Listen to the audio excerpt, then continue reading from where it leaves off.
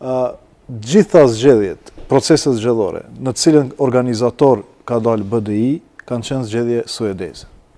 Përmendi Suedin, unë isha pajtu nëse Korenë përmend. Të njëjtën e njëjta vlen edhe për Korenë. Faktet i thashë, 150.000 rezultate zgjedhore. Shikoni, le të përqendrohemi tek ajo çfarë pritet të ndodhë. Zoti Osmani, zoti Faziu. Kriminalizuara. Problemi kryesor në përvendbanimet shqiptare, zgjedhjet në mënyrën më brutale janë këshpëdorë sepse ke mbushje kutish, ke kërcënim, ke falsifikim. Dhe ju nuk mund të amnistoheni si engjoj për kërcënime e mbushje. Si mund të kërcënoj unë?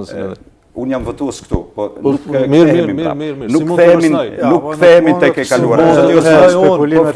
Po flasim si mund të kërcënoj, më jep rezultatet unë me kërcënim. Zoti Falas, po flasim për çfarë pritet. Për atë që çfarë pritet. Në vitin pse jemi ne këto?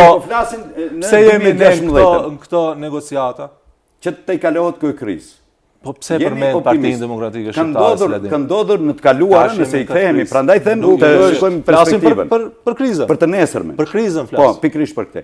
Për krizën. Pse kemi ardhur në këtë gjendje se janë bërë këto? Sa herë duhet t'u them se është bërë kjo? Unë do ta them. Për ne është kjo me rëndësi. Dhe thash në fillim, nuk di sa herë duhet përsërisim.